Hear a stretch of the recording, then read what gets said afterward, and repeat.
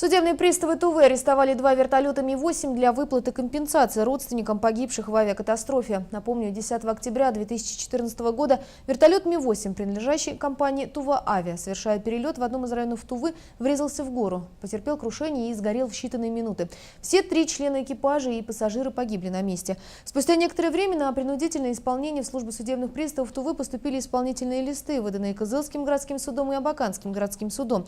Общая сумма предъявленных взысканий за моральный вред составила почти 30 миллионов рублей. В результате многомесячных судебных тяжб близкие родственники погибших высудили компенсации морального вреда у авиаперевозчика. По месту нахождения организации должника был произведен выезд группой судебных приставов из числа судебных приставов межрайонного отдела судебных приставов по реализации особо важных исполнительных производств и руководства управления.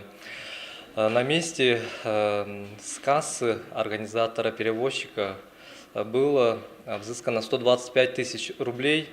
Также были произведены аресты имущества по остаточной стоимости основных средств на сумму 27 миллионов рублей.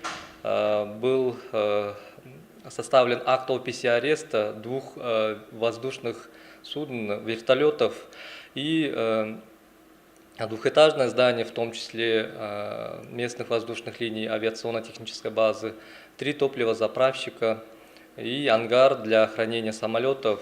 Все это было арестовано для того, чтобы впоследствии привлечь специалиста-оценщика, который установит реальную стоимость и для выставления на торги.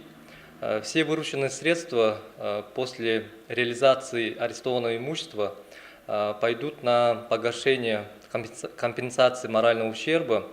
И в том числе руководитель организации был предупрежден по статье 315 УК РФ. Это предусматривает ответственность за злостное уклонение от решения суда, равно воспрепятствование решения суда.